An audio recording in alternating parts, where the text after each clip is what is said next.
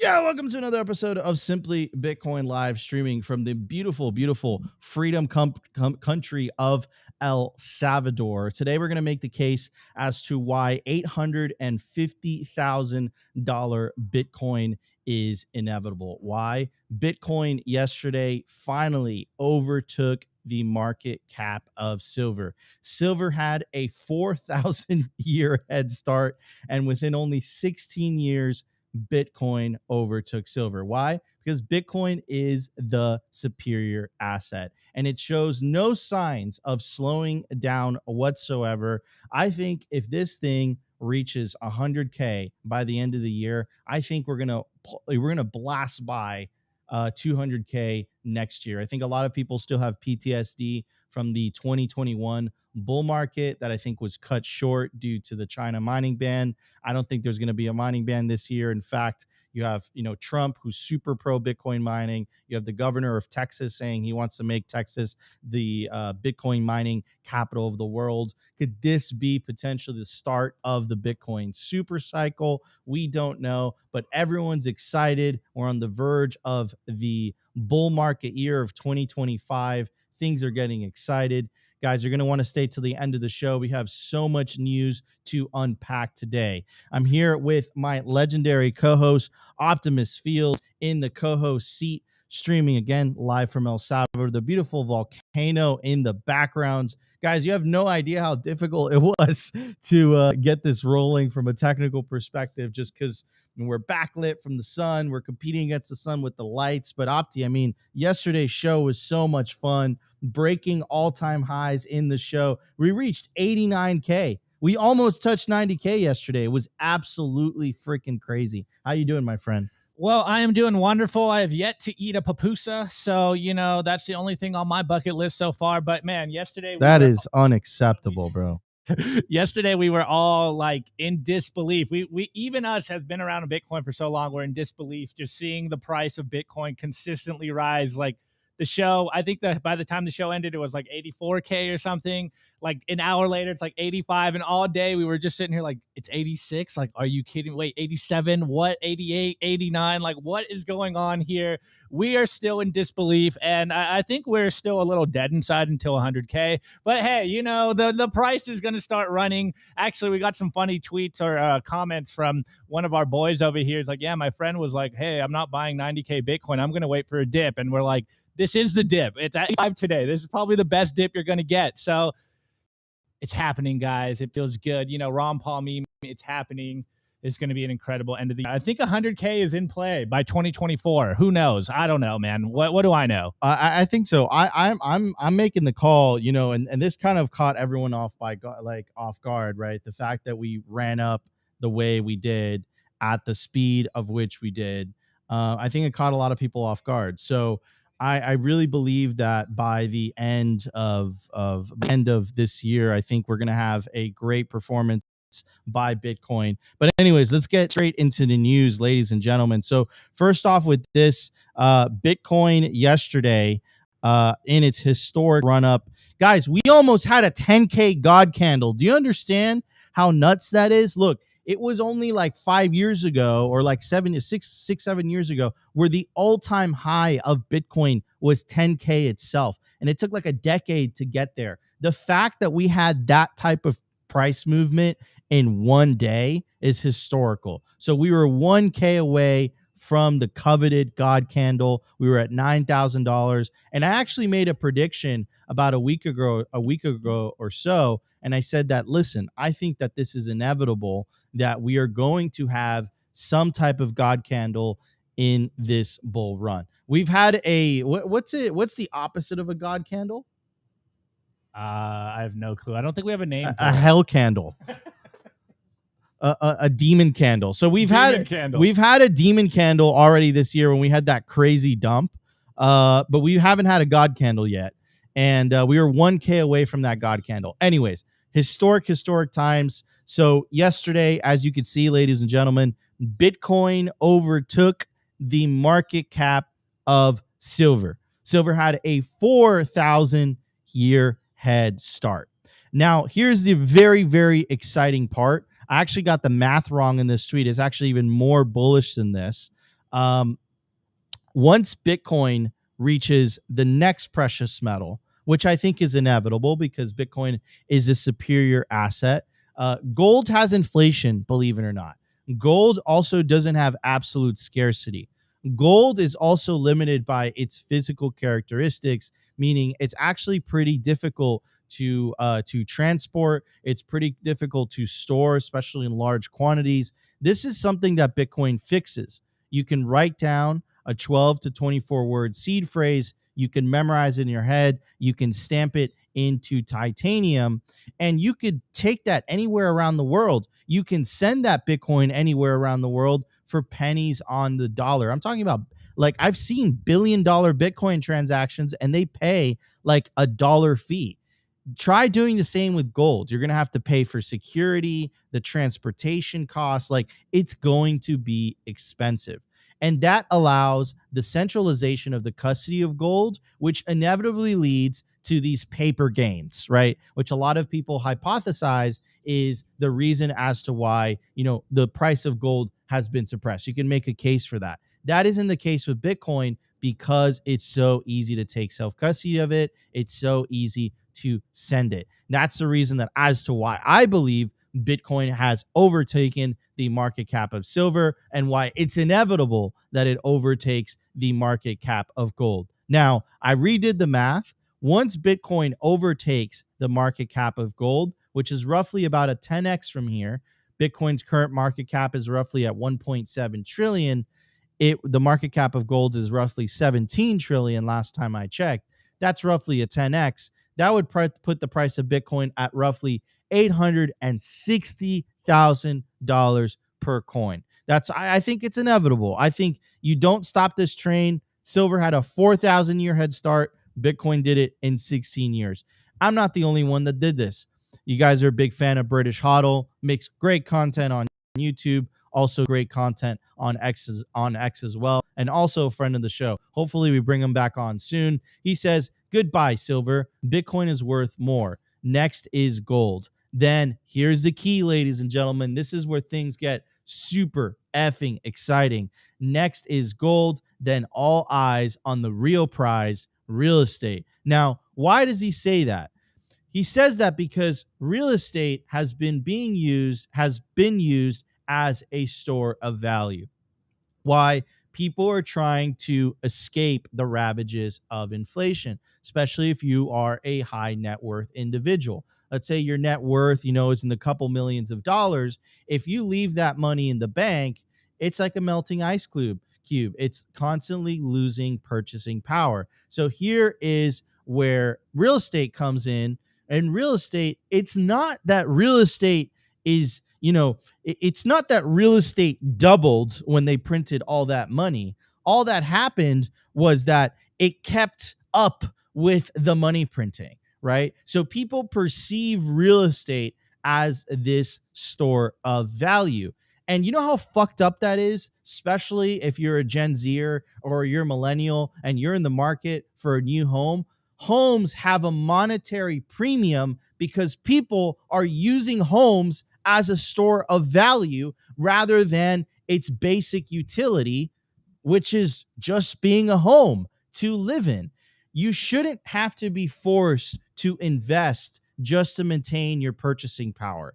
And the fact that we've been psyoped as a society to think that a home, which is really should be a depreciating asset because there's maintenance, there's property tax, people are looking that as a store of value, is a testament to how fucked up our financial system is. But the good news is that, like a lot of things, Bitcoin fixes this. Anyways, I found this article that I think is very applicable to today's episode, and it goes on to explain how real estate became so valuable. Historically, money, particularly in forms tied to gold or other stable assets, served as the primary store of value, maintaining purchasing power over time. However, when the global financial system underwent a profound change, and you guys know it, 1971, what the F happened in 1971? This shift to fiat currencies, which are not backed by stablecoins, allowed for an unprecedented expansion of the monetary base.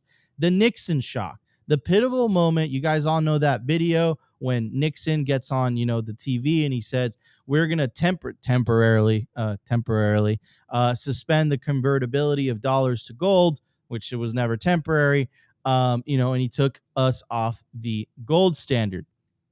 It goes on to say, by then, the U.S. held about 3/4 of the world's gold reserves, making a pure gold standard untenable. The agreement pegged all allied nations' currencies to the U.S. dollar, which was convertible to gold at a fixed rate of 1/35 of an ounce per dollar, thereby positioning the U.S. dollar as the global reserve currency, moving away from a pure gold standard. However, as the dollar was backed by gold, it hampered the U.S.'s ability to spend, aka printing money. This is unfortunate for politicians. This is why the U.S. government wanted to get off a Bitcoin standard, because it wanted to print. It wanted to spend money it didn't have. Anyways, where's the gold at Fort Knox, bro? We haven't seen it since the 70s. The last time we saw it was a video of one vault. Is that gold in Fort Knox really there? Because all they're saying is just trust me, bro. Anyways, Fort Knox, that gold isn't there. And the video was like black and white. It was like black and white. They visited one. They weren't even allowed to touch the gold bars. Like, who's to say those gold bars weren't fake? Like, and then that's in complete contrast to what Nayib Bukele is doing with El Salvador's Bitcoin reserves, which you can audit because it's on a public ledger. It's on the Bitcoin blockchain, which makes it very difficult for politicians to skim a little bit off the top. Anyways, the situation was exacerbated by expensive expenditures on foreign military operations, aka endless wars, notably in Vietnam, leading to a depletion of the U.S. gold reserves by 1970 and precipitating a liquidity crisis. In response, President Nixon announced that the United States would abandon the gold standard, a decision that had global repercussions due to the dollar's position as the world's reserve currency. The fiat-based monetary system. The significant shift towards a fiat-based monetary system characterized by floating exchange rates and the absence of a fixed currency standard has transformed the global financial landscape and created the role of real estate as a key tool for preserving wealth in the face of soaring monetary inflation. So you guys heard that, right? It was because the U.S. went off the gold standard, the inflation, that essentially forced people to look for assets just to maintain their purchasing power. One of those assets being real estate. But there are unintended consequences of that. What are the unintended consequences?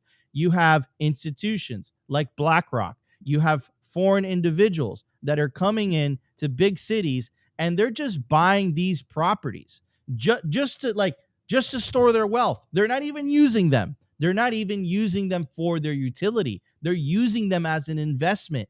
That is absurd, especially if you've taken the orange pill, you've woken up to Bitcoin and you're like, wait a second,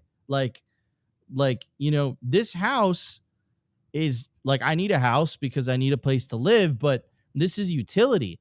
If you compare and contrast real estate to Bitcoin, real estate is a shitcoin. Why is it a shitcoin? It's a depreciating asset. You have to pay maintenance on it, but most importantly, it's taxed every year. You have to pay property tax for Bitcoin. Now, if you compare that with for real estate, if you compare that with Bitcoin, you just buy Bitcoin, earn Bitcoin, mine Bitcoin, put that Bitcoin into self-custody, and it just stays there, my friend. Just stays there. It thrives. It's great. It's wonderful. You don't have to do anything. So it's the superior asset. Now, this is where the math gets really exciting. This is a little bit dated because when Jesse Myers created this, it was a couple years ago, but it basically shows the world's total addressable asset, the global asset value. It's about roughly 900 trillion. Now, some of these numbers have changed, particularly Bitcoin. Obviously, right now it's at 1.7 trillion. Gold is at 17 trillion. Real estate is a little bit bigger. But for the sake of this example, let's just use this real estate number and let's take a conservative approach, and let's say Bitcoin is able to capture about 50% of 330 trillion. That would put the price of Bitcoin at roughly $8 million per coin. Now, this isn't taking into account gold. This isn't taking into account a percentage of bonds. This isn't taking into account a percentage of money in general, art, collectibles, equities. It's not taking any of that into account. It's just taking into account real estate. So this is why, Michael Saylor's Bitcoin 2024 prediction doesn't sound too outlandish if you look at it from that lens. And just to give you guys a little bit of a refresher, he made 3 cases: his famous bear case, his famous base case, and his famous bull case. And his bull case is $13 million of today's money per coin, which would give it a market cap of 280 trillion. The bull case would give it a market cap of 1,030 trillion, and the bear case, which I think is way too bearish, would give it a market cap of 68 trillion. And guys, this is happening. This is happening in real time. And yesterday was a historic milestone in Bitcoin's history because it took one of the second most popular precious metal, which is, of course, silver, and it overtook it. It's not anymore. It went down again. Actually, no, we're back at 87,835. So it overtook it again. But yeah, pretty exciting stuff in Bitcoin's history. And it's coming for gold. It's going to catch up gold. It's inevitable, in my opinion, because Bitcoin is the superior asset. It is a black hole. It's just going to bring everything in there. Anyways, Opti, what are your thoughts on this? I mean, bro, it's crazy. Yesterday was a crazy day, and we haven't even started yet. I was tweeting this out yesterday, everybody. I was like, we have 10 months of this shit. We have 10 months of this party. It's just getting started. And I'm telling you, if we hit 100K by the end of the year, which is a total possibility, we're like 10K away, essentially, give or take. I think we're blowing past 200K next year. And I think it's because a lot of people have PTSD from 2021. So I'm incredibly bullish. Opti, how often am I bullish? Not that often. Literally never. He's the bear here. Right? Not that often. And the fact that we had this crazy run up that way that we did tells me that we're in a very, very good place. Not to mention the incoming Trump presidency and, of course, the talk around town. David Bailey is saying that another nation state has adopted a Bitcoin adopted a Bitcoin accumulation strategy. And of course, the famous Bitcoin strategic reserve in the United States. I mean, dude, I would not be surprised that if those things went through, we shot up to $1 million very, very effing quickly. Opti, what are your thoughts? Yeah, well, first off, I am a little surprised to hear Nico start to say 200K Bitcoin. So you can tell that he's starting to feel the FOMO, because I was saying this in like April, where I'm just like, I have a feeling this bull market is going to go to 200, 300K, and everyone is kind of getting really bullish. So you love to see it when Nico, reigning bear on the show, starts to get bullish. We're starting to feel and enter into the frenzy stage of the Bitcoin bull market. But putting a bow tie on that, what I really love about the fact of Bitcoin passing silver's market cap is, one of them, it is kind of personal. My dad to this day is still a silver bug. Like, he always talks about, oh man, my silver's at all-time high, or, my silver prices are going up. It's all-time high holdings for me. And I'm always sitting there like, Dad, come on, man. Like, when are you going to go deeper into Bitcoin? Like, yeah, silver was cool, but he's still a dinosaur here, and he's still thinking that silver's monetized and that it's going to make a good run. And hey, maybe his silver bags will be good. So I love seeing this. He actually tweeted me this morning. He's like, man, Bitcoin's running. I hope you're having fun down in El Salvador. I'm like, yeah, it's going to be a crazy, crazy next year. Anyways, I think the other significant aspect of Bitcoin passing the silver market cap is we did have bimetallism for a long time. And of course, Nico just went down ran down the 1971, the Nixon shock, and we're starting to see that a new bimetallism is starting to proliferate around the world. And of course, we're talking about Bitcoin and fiat currencies. And I think this is the new trend that we're seeing, that Bitcoin will, for at least the foreseeable future, coexist with fiat currencies. And if we look at what happened in the past in the bimetallism of gold and silver, obviously, you store your value in gold and you use your silver to make payments. Well, now that old paradigm is starting to shift into Bitcoin, where you store your Bitcoin and you use your dollars. And I think this is kind of what we're seeing play out in real time. Obviously, that trend and that education level hasn't really hit the mainstream yet, but you're starting to see that people are pivoting into Bitcoin. The conversation around Bitcoin is improving. People are starting to get bullish. Everyone's talking about 80K Bitcoin. Well, actually, I'll take that back. Not everyone is talking about 80K Bitcoin, because I still haven't got my friends' text messages yet of being like, dang, Bitcoin's at 90K. I should have listened to you and bought it at 15K, etc. But we're starting to see that as we move into that six-figure number, things are going to get crazy. And I know I've been saying super cycle for a long time, so I don't want to jinx it, because if I say it, it seems like the price starts to drop. But when Nika says it, the price starts to go up. But it is starting to feel like maybe we might be either seeing our last 4-year cycle, or hey, maybe it is going up forever now. I don't know. Dude, I always hear this every single cycle. I know. The super cycle, the super cycle, the super cycle, the super cycle. Then there's no super cycle. And then it's just blah, blah, blah. So, I mean, we shall see. But I will tell you this, guys. My strategy has always been stay humble, stack stats, stay solvent, be careful with leverage, and just literally just stack sats. Your life will get better. Try not to trade, even though I know it's a lot. It's very appealing for a lot of people. But I've been doing this for quite a long time. And I'll tell you this. I have talked to many people that they've essentially told me, like, if I did absolutely nothing but just held on to the Bitcoin, I would have more Bitcoin today than if I did everything that I tried to do. Right. And I think there's a lesson in that. And I'm not saying it's 100% of people, but I'm saying it's the vast majority of people that I've spoken with. So anyways, guys, it's going to be a great show. We have so many topics loaded up for you guys.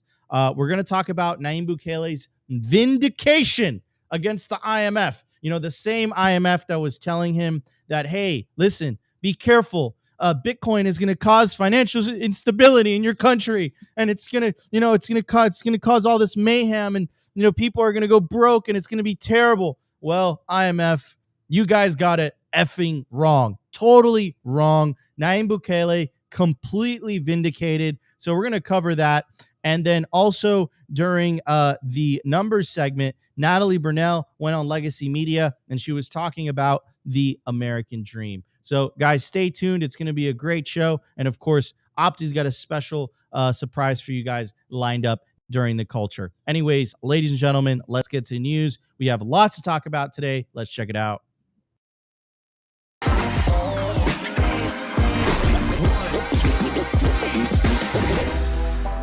I want to tell you guys about our sponsor, Stamp Seed. Is your Bitcoin in cold storage really secure? Are your seed words really secure? Stamp Seed's do-it-yourself kit has everything you'll need to hammer your seed words into commercial-grade titanium plates instead of writing them down on paper. Don't do that. Paper sucks. You want to literally stamp your seed into this plate of titanium. Your words are actually stamped into the metal plate with this hammer. So once your words are in, they aren't going anywhere. No risk of the plate breaking apart and your pieces falling everywhere. Titanium stamp seeds will survive nearly triple the heat produced by a house fire. They are also crush-proof, waterproof, non-corrosive, and most importantly, because this is generational wealth, time-proof. All things that paper is not, allowing you to hodl your Bitcoin for the long haul. I mean, here is the plate that they crushed. They put in water, they put a blowtorch to it, and as you can see, the words have survived. Stamp your seed on Stamp Seed. And you can use promo code SIMPLY to get 15% off anything on their store. Head over to stampseed.com today.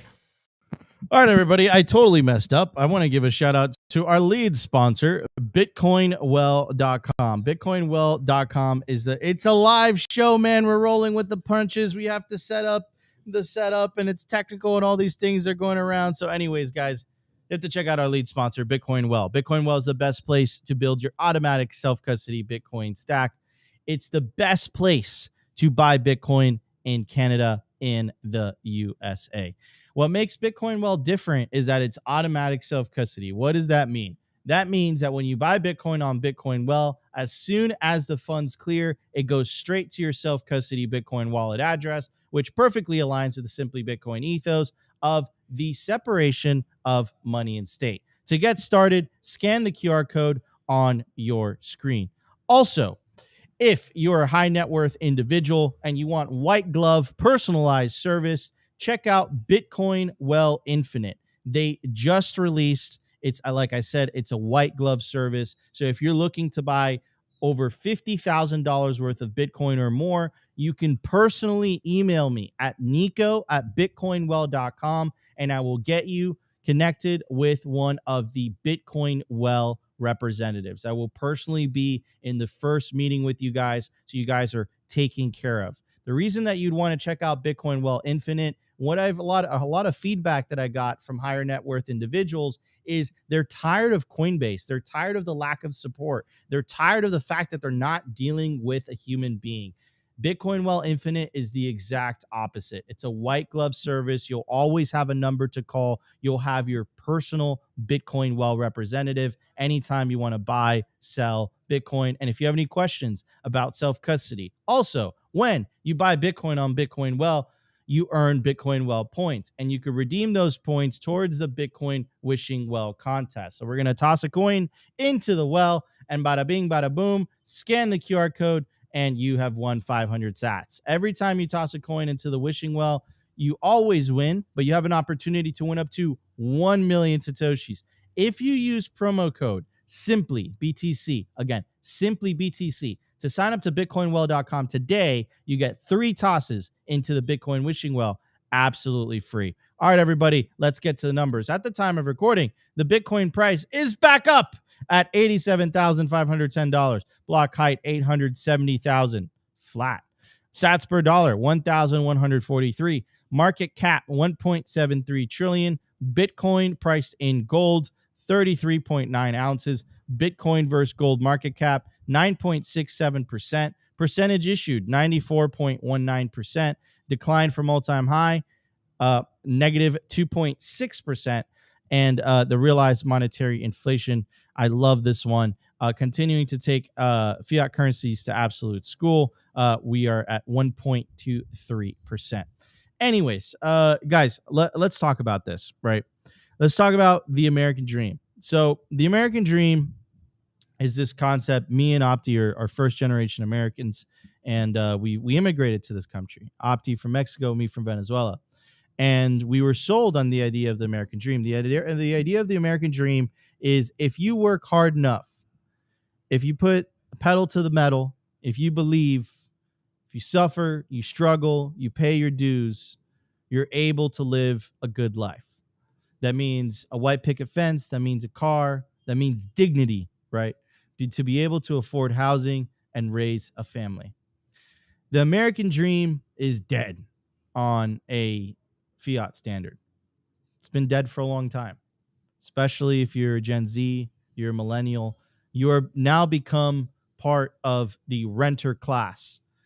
You're basically nothing more than a Russian serf. I mean, the World Economic Forum that I call the Cantillionaire Conference, they're even telling you, you'll own nothing and be happy. Well, that sounds very somber, and that sounds very depressing and sad.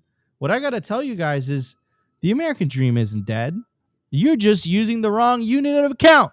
The American dream is thriving. And not only is it thriving, it has been exported all over the world if you're saving on a Bitcoin standard. Now, before I play Natalie Brunell on Legacy Media, moving the Overton window, talking about this, I do want to show you guys the proof. So here is a very, very popular site that we use all the time called Priced in Bitcoin 21. And it shows you what happens when you start adopting Bitcoin as your unit of account. So it has the dollar, it has oil, it has gold, it has the S&P 500.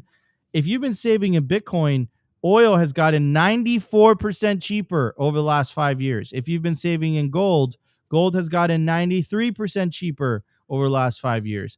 If the S&P has gotten 75% cheaper over the last 5 years. A house, even with housing prices doubling, quote unquote, a house has gotten 89% cheaper over the last 5 years. Over the last 3 years, a house has gotten 80% cheaper. Over the last year, a house has gotten 78% cheaper if you've adopted and you've been saving on a Bitcoin standard. So the American dream isn't dead. It's alive and well. It's thriving, but only if you're using Bitcoin as a unit of account. I'm not the only one to think this. Here is Simply Bitcoin's Dante Cook, host of the Bitcoin Simply show, which I believe it's Tuesday. So he's going to be dropping a show for you guys later on in the day. And this is his quote. This is his tweet. He says, Bitcoin is the purest expression of the American dream. 5 years ago, medium house price, $329,000, also AKA 44 Bitcoin. Today, medium house price in the United States, 434,000, which you'll see is higher in fiat terms, but that equates to less than 5 Bitcoin. Save in Bitcoin and afford a home. Now, our job as Bitcoin content creators and Bitcoin in general is to really get this message out there so that people stop infighting, and most importantly, people stop seeking solutions from politicians. People start taking personal responsibility and start to realize that, hey, you can save for a better future. All you have to do is transition to a Bitcoin standard. Anyways, here is Natalie Brunell, who kills it every single time on Legacy Media, Fox Business with Charles Payne. Let's check it out, talking about the American dream and Bitcoin. I want to bring a Coin Stories podcast host, Natalie Brunell, joining me by phone. So, Natalie, you know what I thought was intriguing is you look at the places where Trump outperformed with young men 18 to 29, 42% are in crypto, black Americans, 23% are in crypto, 21% Hispanics. It's interesting to me in the sense that these are people who are finding a different way of saying, hey, I think I can get a piece of the American dream, but it's got to be something non-traditional. And you knew about this and talked about it a long time ago. That's right, Charles. Well, Bitcoin is really the purest expression of the American dream of freedom and self-determination. And Bitcoin is a financial system that was created by the people for the people. It wasn't funded by big corporations or venture capital or government and special interest groups. It grew from the ground up entirely organically. And how often do we see something like that? I mean, Bitcoin offers this entirely new vision where we can truly own our wealth, and it really transcends politics and borders and backgrounds, which is why I think it's the opportunity of a lifetime. I got to tell you, all young, whenever a young adult approaches me, I know 9 out of 10 they're going to ask me about cryptocurrency. Do you know that tomorrow is the 3-year anniversary, the first time that you gave your little rant about this money printing in Bitcoin to the world? Take a listen. We are addicted to the money printer in this country. And I think a nation that lives by the money printer runs the risk of dying by it as well. I mean, we used to be the world's biggest creditor nation. We made stuff. Now we're the world's biggest debtor nation. We hardly make anything except debt. That's why Bitcoin is so great. You can't print more of it. It's programmatically scarce hard money. And as my friend Preston Pysh said very well today, Bitcoin literally feasts on corruption and manipulation. And boy, is the plate full.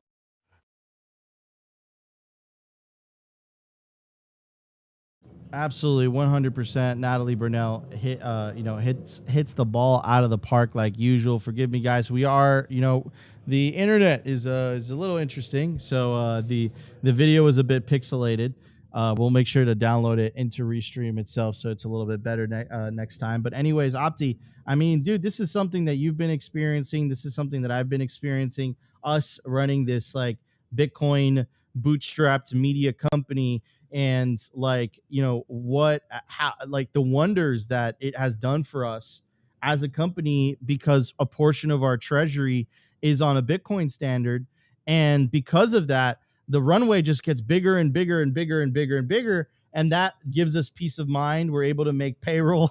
We're not, freaking out, and we're able to expand as well. So can you talk a little bit about that? Bitcoin, the American dream. You specifically, like myself, as an immigrant, we were sold on this idea coming to America.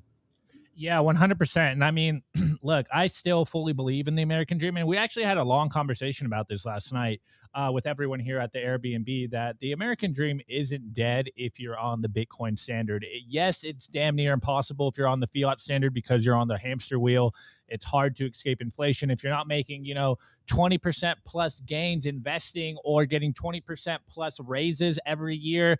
You are barely floating by. And now we're seeing that Bitcoin is the cheat code, that all you literally have to do is, work your job, save in Bitcoin, and your life gets that much better. And it really is a throwback to, the 1950s Americana type vibes, where you work a good job, you save in, whatever money you wanted to, and you could still afford a family, you can still afford a house. And as we're seeing, things are getting really crazy out there in the fiat land, and Bitcoin is as American as apple pie, as the meme goes. It's the American ideals encrypted in cyberspace, or whatever the meme was that Sailor was saying. And I think it really embodies everything that I was ever told about being an American. And I absolutely love this meme, especially right now, where we're seeing that a lot of the older generation really is, I don't want to say brainwashed, but they really have this connection with the dollar. And that's where their patriotism is kind of tied up to. It's like, American is the best. We're the world reserve currency. The dollar is the best. I mean, I was kind of joking with Murphy over here about, hey, he's pricing the Bitcoin price in Canadian dollars. I'm like, those aren't real dollars, bro. Let's get to the real dollars. So we can even play on that idea.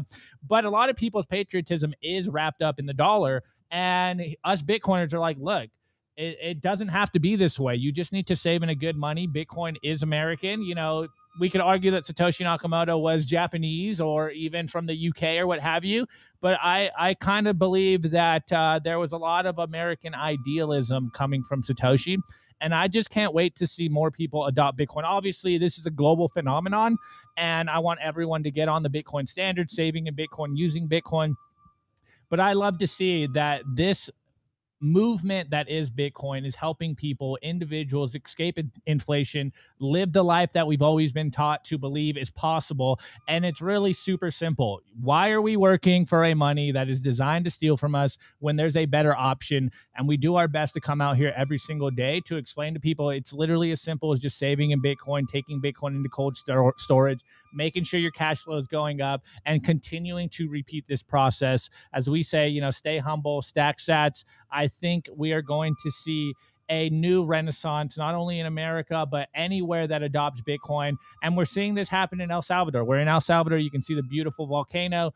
Nayib Bukele is being vindicated. We've seen the mining in Bhutan now. It's like their holdings are over $1 billion. So it's literally the cheat code. You just need to save Bitcoin and don't spend that Bitcoin, and your life gets that much better. And I think this is what everyone really wants to do. Most people just want to live a good life, and they just don't know that there's a whole new opportunity. And of course, that opportunity is simply Bitcoin.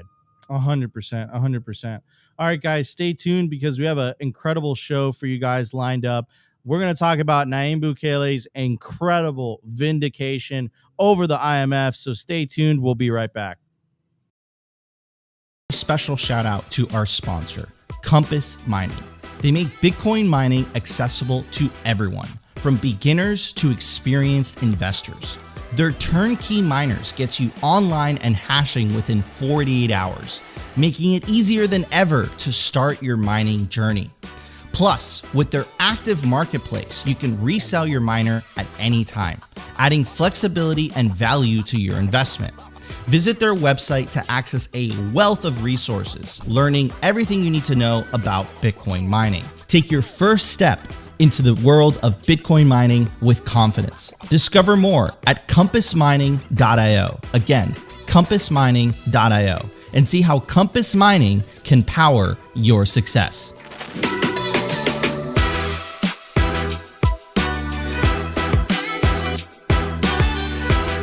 I want to give a shout out to our sponsor, Foundation. It's self-custody done right. They built a premium grade hardware wallet called Passport right here in the US, and it integrates seamlessly with their free app called Envoy. Passport is fully open source and verifiable. It's the most intuitive Bitcoin wallet design with a UX reminiscent of a classic feature phone, so you'll know how to navigate it and use it the moment you pick it up. It's also air-gapped, meaning Bitcoin stays offline, never touching an internet connection. It's Bitcoin only, open source verifiable, air-gap security model, gorgeous design craft, premium grade materials. Get your Bitcoin off exchanges and into your own hands in just a few minutes with Passport at foundation.xyz/simply. Get peace of mind for your piece of Bitcoin. All right, everybody. So let's get to Nayib Bukele's close-up, Opti, please. Let's get to Nayib Bukele's absolute vindication. And remember, guys, it wasn't only the IMF. It was the World Bank. It was members of the U.S. government. There was a law that was passed in the House that was, quote unquote, investigating El Salvador. Mind you, El Salvador is a very small country. The GDP is only 32 billion. Why do they care? Not to mention the relentless onslaught by the legacy media machine that was just completely annihilated with the Trump election, by the way. But that whole machine just went after Nayib Bukele because he wanted to lower crime in the country, which he did. He increased the GDP. He made El Salvador safe. He increased the hope of the people. And for some reason, he was demonized because of it. And I truly believe that, because I've seen what adopting Bitcoin has done for me, for my company, for Opti, for my family, for Michael Saylor, for other companies. It just makes your life better when you adopt a Bitcoin standard. So I think the fact that El Salvador adopted a Bitcoin standard and then by doing so, fixing the base layer of society, I think that played a role in El Salvador's success. Now, did it play a huge role? I don't know. Let's see when another country plays a Bitcoin standard, but there is something there. I'm really calling that. So anyways, let's get to today's story. We have the receipts for you guys, like always on Simply Bitcoin. That's what we have. But let's get to this Reuters article, shall we? So this was back in October 3rd, 2024. IMF says Bitcoin remains key element in El Salvador program talks. So this is what they do. The IMF goes to developing countries and they give those countries these loans with crazy conditions. They essentially enslave developing countries with these loans and they give them these SDRs. It's essentially just this money that they just create out of thin air. And the conditions are nuts. And they essentially enslave. It's like a new form of neocolonialism, right? And the reason that IMF and the World Bank doesn't like Bitcoin isn't because Bitcoin is not going to solve the problems of these developing countries. It's because Bitcoin provides an alternative for developing countries not to have to go through the IMF. And because it provides an alternative to not have to go through the IMF, it relinquishes control by the IMF over these countries. And that's why they're scared. That's what it's about. It has nothing to do with financial stability. It has nothing to do with AML, KYC. That's all bullshit. It's the fact that because there's an alternative, a non-sovereign alternative of which no one can control, it freaks the IMF out because before they were the only player on the block, and that's no longer the case. That's why they're so scared. And that's why their allies in the legacy media, whose reputation is completely gone and dusted, I would even say the legacy media is no more after the Trump 2024 election. That's why they're so concerned about this. Anyways, so I'm going to read you this article, or at least the beginning of it. Program talks between the IMF and El Salvador focus on strengthening reforms while addressing risks arising from the use of Bitcoin remains a key element of the discussion. Quote, What we have recommended is a narrowing of the scope of the Bitcoin law, strengthening the regulatory framework and oversight of the Bitcoin ecosystem, and limiting public exposure to Bitcoin. You know what I got to say? It's the same thing that I told you guys yesterday when we were talking about the death of the legacy media. Projection, projection, projection, projection, projection. They project onto us what it is they're guilty of themselves. You know what? I'm going to replace some words in this article. What we recommend is a narrowing of the scope of the fiat law, strengthening the regulatory framework and oversight of the fiat ecosystem, and limiting public sector exposure to fiat. Right? Because, I showed you guys. We showed you guys priced in Bitcoin. If you've been saving in Bitcoin, life has been getting cheaper. If you've been saving in fiat, life has been getting more expensive.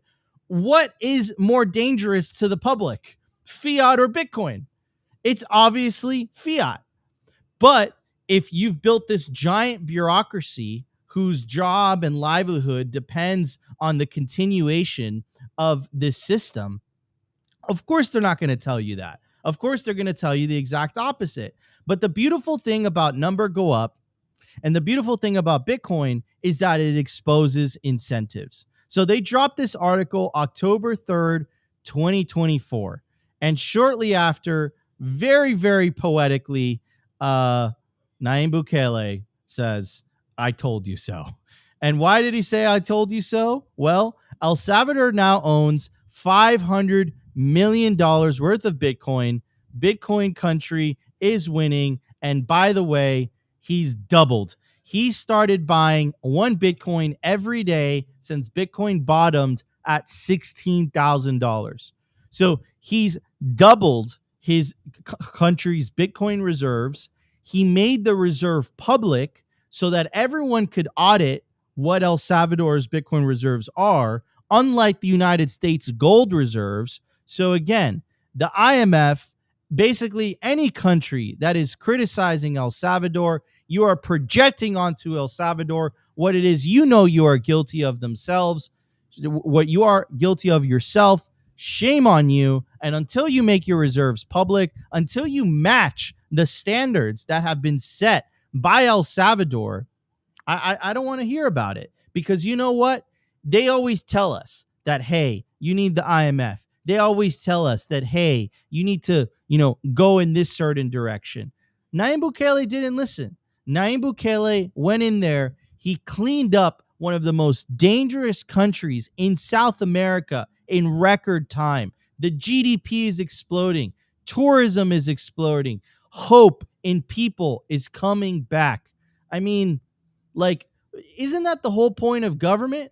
The whole point of government is to protect private property. The whole point of government is to protect the safety of the people. And it seems like government is not concerned about that.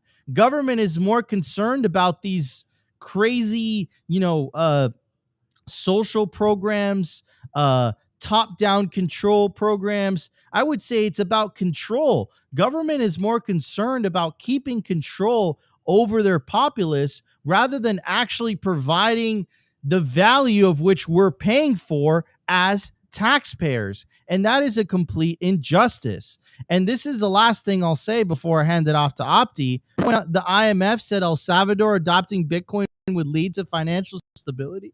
Well, eat that, IMF, because you got that incredibly wrong. Just like you've gotten everything incredibly wrong for the last couple of decades. You know what? You can hide behind this legitimacy of this really crazy emblem, and we are the IMF, and we wear suits, and I'm Christine Lagarde, and I was the head of the IMF, and you have to take us seriously because these Bitcoin shenanigans are this. You know what? Shut the fuck up. The proof is in the pudding. Bitcoin is obviously superior. Bitcoin is better. Bitcoin is obviously giving people hope, prosperity, opportunity to the people. And what have you guys done other than enslave humanity? A new form of neocolonialism. That's the way that I see it. Look, if these IMF loans have worked, how come you've given Argentina like 5?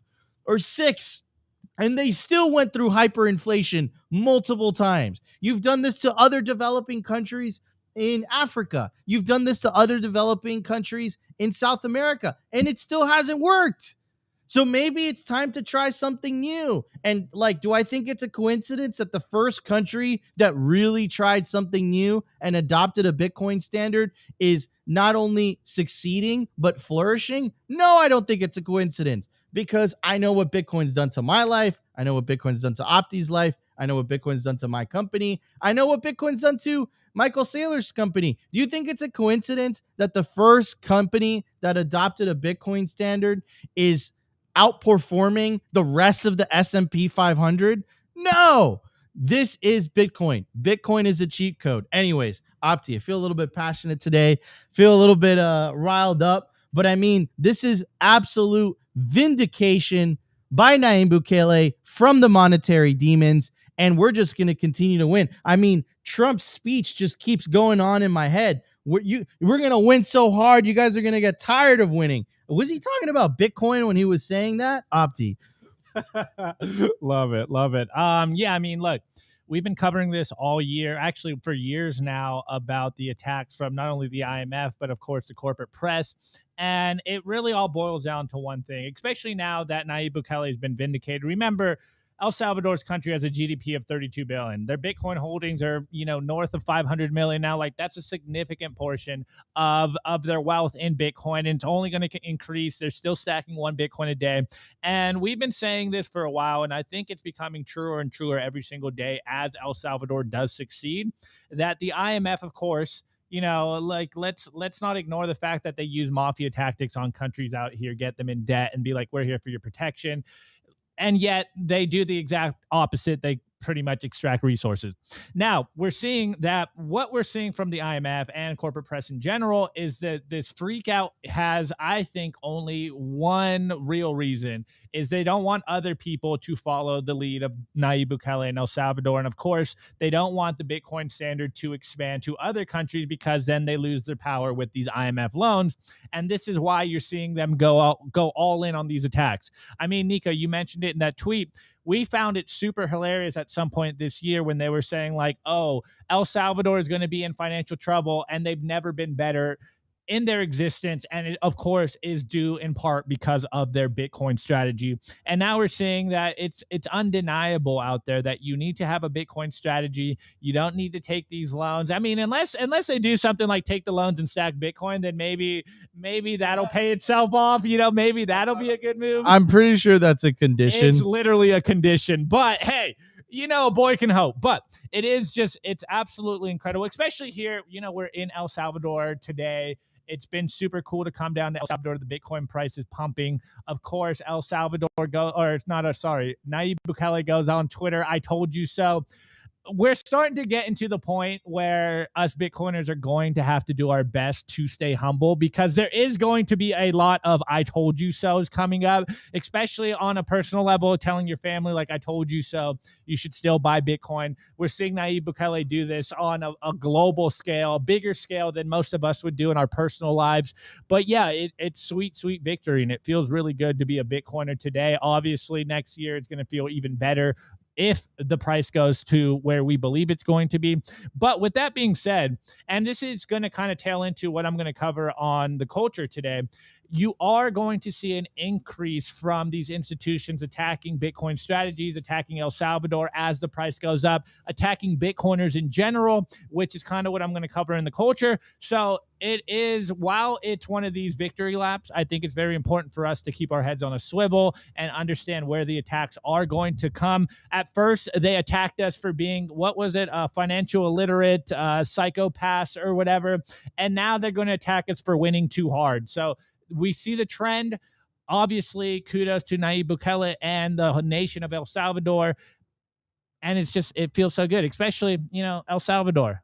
Translation, the savior. It's no coincidence. Maybe we do live in a simulation, because life is memes and memes is life.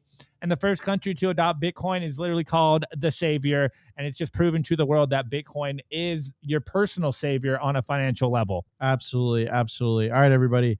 Before we move on to the culture, I do want to give a very special shout out to Simply Bitcoin's new partners. I'm going to go through them really quick because we haven't started with them yet. But first, HIVE. Guys, go check out HIVE. I want to give a very special shout out. As the first ever public miner, HIVE has been battle tested through every possible market. And as the first with an AI strategy, HIVE continues to redefine the future of sustainable computing. Got to also casually drop this in here. HIVE consistently chops the industry in Bitcoin mined per exahash. They're lean and mean, they're green and clean, and they're changing the game. Learn more by following them at HIVE Digital Tech on X or at hivedigitaltech.com. You can check out their Twitter on the NASDAQ, or you can check out their ticker on the NASDAQ, HIVE. Also, I want to give a shout out to BitBlockBoom. We're going to be doing the production for them this year again. So if you guys want to see us in the flesh, you guys want to talk to us, the whole Simply Bitcoin crew, Dante's going to be there, Rustin's going to be there, Jacob's going to be there, Opti's going to be there, I'm going to be there as well. We're going to be doing the live stream for them as well. Go get your tickets for BitBlockBoom. Get your tickets quickly because the prices do increase. It's going to be April 3rd, 4th, 5th, and 6th, 2025 in Dallas, Texas. So go to bitblockboom.com today. All right, everybody, let's get to the culture. We have a ton to talk about. Let's check it out. Here we go.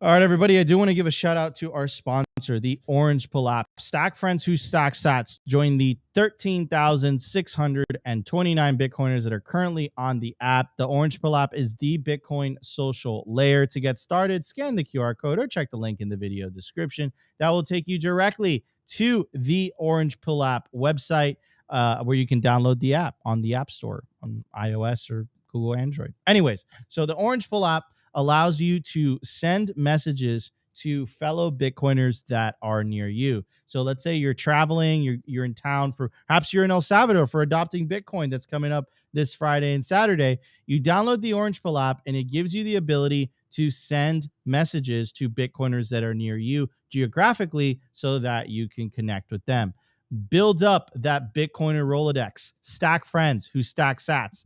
Download the Orange Pill app today. Scan the QR code or check the link to get started. Anyways, I'm going to pass it on to Opti. Opti, I don't even know what the culture is today, man. What do you have in store for us? Yeah, man. I think I don't think Nico saw this news story, but I thought it'd be a missed opportunity if we didn't cover this today, considering that we've seen exactly what I've been saying would happen for the last couple of weeks, is this idea that as Bitcoin starts to succeed, you're going to see a narrative shift from, hey, maybe we need to outlaw Bitcoin, to wait, maybe we need to demonize the Bitcoiners for taking the risk and winning so hard.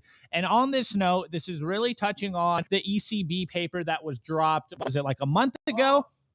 This is the turd of Meester, bro. Oh, man, I can't wait for this. Yeah, so Nico, he saw it, but this is something I'm pretty sure I mentioned this yesterday, that as we move forward and Bitcoin does get adopted, the price does run really high, you're going to see a narrative shift. And for lack of better terms, the mob get turned against Bitcoiners winning so hard. And this is something I've been saying for a while that we definitely need to be weary of moving forward, because as the Bitcoin price moves forward, we know what the collectivists are going to think about Bitcoiners. You know, it's not fair that they got lucky and they bought Bitcoin. You know, maybe we need to take their property. We need to tax them. Well, let's break down the ECB report, literally bombshell twists that the ECB report just dropped. And remember, the ECB dropped a report November 4th, and they did this whole paper outlining Bitcoin, the risk of Bitcoin, and then they made a very silent shift since Donald Trump is to be the president-elect. And so breaking this down, we have the original ECB paper, or sorry, correction, it was in October. The original ECB paper they finished up the paper with this sentence.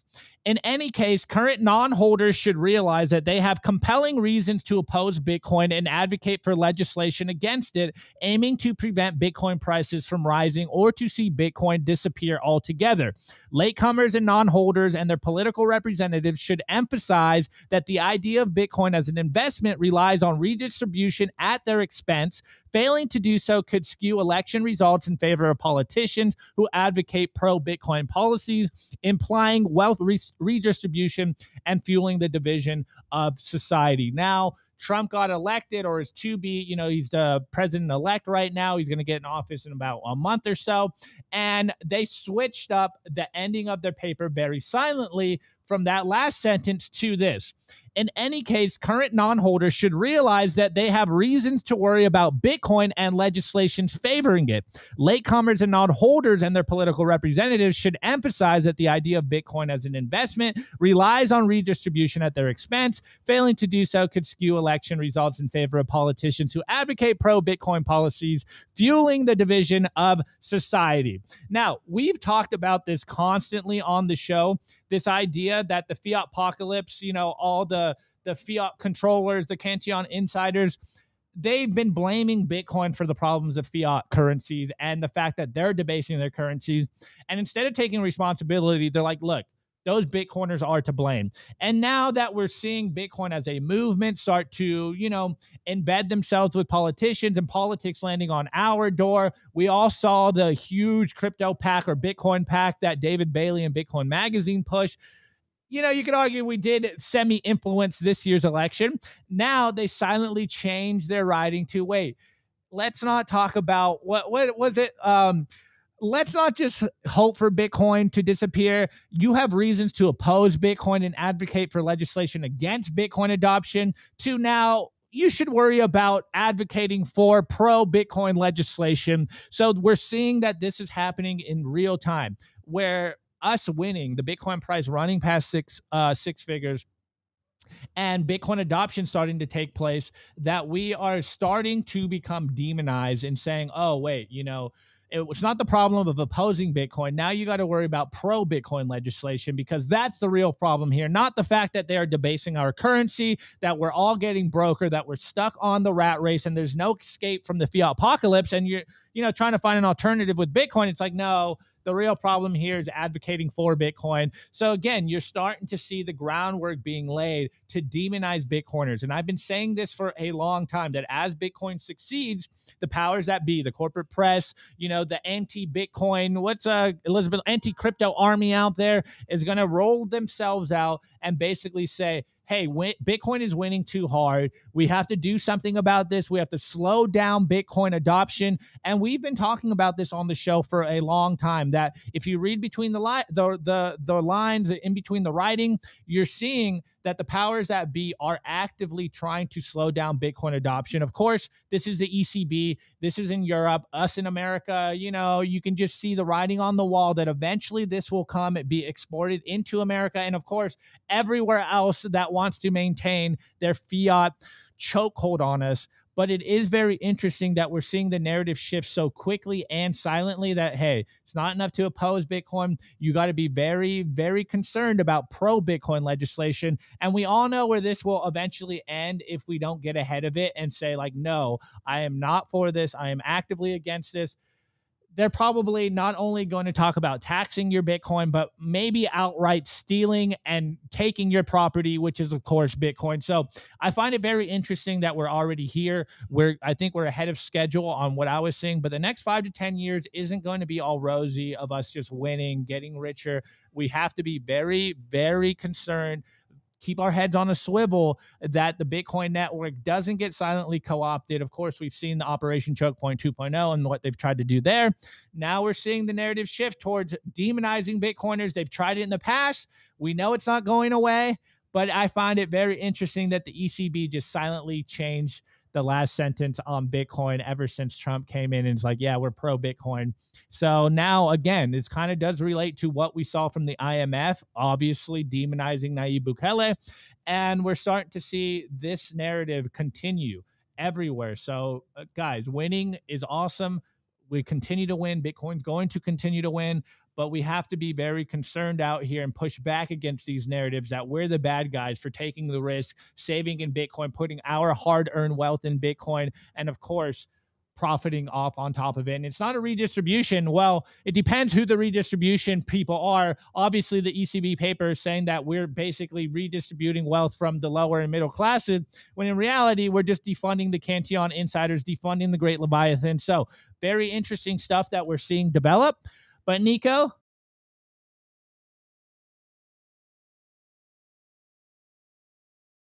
I mean, so like a lot of people don't understand this, but like Europe is essentially funded by the United States. Like the whether it's defense, whatever you want to call it, the United States essentially kind of bankrolls Europe, and because it bankrolls Europe, the U.S. government has a tremendous amount of influence on not only European policy but European politics. So when they, there's a lot of talk of European the Brussels, which is the head of the European Union legislative body. They're essentially putting a lot of pressure on Elon to kind of censor, because Europe they don't have the First Amendment like here in the United States. And, as soon as the Trump administration comes in, they're going to go in there and forget about it. Forget about the censorship of Twitter, going after Twitter. That's not going to happen anymore. So just to kind of give you guys a little bit of the political context, does it surprise me at all whatsoever that the ECB is kind of walking back their talk on Bitcoin as the Trump administration is going into power in January 20th of 2025? No, not at all. They're walking it back. These are bureaucrats washing their behinds, because they know that the Trump administration is a pro Bitcoin administration. So that's what's happening. And that's why this election was so important on a worldwide scale, at least from a regulatory perspective, because make no mistake, if Kamala would have won, not only would we have seen a dump, but in what I would suspect, maybe not as bad as Biden, but this kind of like hostile regulatory environment would have continued. Gary Gensler would not have been fired, right? In Europe, it would have continued as well. So, the United States is by far the wealthiest country on planet Earth, but is also one of the most influential countries on planet Earth, from a cultural perspective, from a financial perspective, and also from an innovative perspective. I mean, you're most likely using an iPhone or an Android device. Those are both American companies coming out of California. So like most kind of big tech, whether it's Google, Facebook, Tesla, all those innovations are coming from the United States. The United States has a tremendous amount of influence. So does it surprise me that the ECB is walking back their rhetoric on Bitcoin? No, not at all. But they're just hoping that in 4 years, a non-friendly towards Bitcoin administration gets back into office so that they can just continue where they left off. Right now, they're playing nice because they know that they're potentially in trouble. But make no mistake, they did not change their minds. They just know that, to use Tucker's words, Dad is back in Dad is back in house. Dad is back in town, and they know that these bureaucrats are potentially in danger. Their jobs are in danger, so they're trying to play nice. That's what's happening. Do they actually believe this? No, they don't believe this. So we have to stay vigilant, and most importantly, Trump has to keep his end of the bargain. Right. We were reading it a couple days ago. Our industry, first of all, we won 48 out of the 48 elections, Republicans and Democrats, for pro-Bitcoin candidates. We also, as a collective, we donated $100 million to pro-Bitcoin candidates. That's what the ECB paper was talking about. Well, ECB, guess what? You got your asses handed to you, bro. So anyways, yeah. Wait. Daddy's home and Bitcoin is winning. Nico, I do want to add one thing before we wrap up today's show. I think another interesting aspect of this is, where did that command come from? Did it come from, Chrissy Lagarde out there? Was this just a personal stance that the author thought that this would be the best move? I find it very interesting. I think we could argue that this came from the top brass. It came from the top of command at the ECB. Change the rhetoric a little bit, because, hey, we all know, like Nico said, that they're actively against Bitcoin because it really destroys their power here. So we've argued, actually, personally, I've argued on this show a lot that I don't think we can be naive enough anymore to just think that the powers that be don't understand Bitcoin. I think they very clearly understand the stakes that are at hand right now. They do go out in public, kind of play dumb about it, but behind the scenes, they are actively working on how can we minimize the impact of Bitcoin. So that's just a very interesting thought experiment. Like, where did that change come from? Where did the chain of command start here? Was it just the author on his own, or is this coming from the top brass of the ECB? Which, if it does, and we do get another smoking gun of where it came from, really goes to show that they're terrified about Bitcoin, which means, hey, we keep our foot on the gas. We keep spreading Bitcoin. We keep trying to get as many people as possible holding Bitcoin directly off exchanges in cold storage. And this is how we win. So it's absolutely incredible that we're seeing this play out so quickly. 100%. Anyways, it's exciting times. Guys, I hope you enjoyed today's episode of Simply Bitcoin live streaming from Freedom Country, streaming from El Salvador. If you guys enjoyed the show, to smash the like button, consider subscribing. But the number one thing you could do to help push this peaceful Bitcoin revolution is share Bitcoin content, share Bitcoin culture, check out trading cards, check out the Bitcoin racing team. We got to win over the culture. That's the name of the game. So, guys, the schedule for this week, we will be streaming Monday through Thursday. On Friday, we will be streaming the Adopting Bitcoin conference. We'll have amazing interviews for you guys on Friday and Saturday. Rip, me, and Opti. And it's going to be a great show, great production for you guys. You guys are going to find a ton of value. You'll be able to find that live stream on all the Simply Bitcoin distribution platforms: YouTube, Rumble, X, etc. And you'll also be able to find the Adopting Bitcoin live stream on the Adopting Bitcoin Twitter handle and on their YouTube as well. Wait, Nico, I think you misspoke a little bit. Guys, we're not going to have a live Simply Bitcoin live on Friday, but we will have a show for you guys tomorrow and Thursday. But Friday, we're going to be live streaming the whole conference for you guys, Friday and Saturday. So no live show on Friday. Throw your tomatoes all you want. But hey, we got a job to do down here in El Salvador. I mean, bro, it's Simply Bitcoin Live is an hour, right? We're gonna give you guys like 9 hours of pure Bitcoin signal. It's gonna be absolutely great. Anyways, guys, love you all. We'll see you tomorrow. Have a great day. Peace out, everybody. Take care. It's brought to you by BitcoinWell.com, a Bitcoin-only platform on a mission to enable financial independence.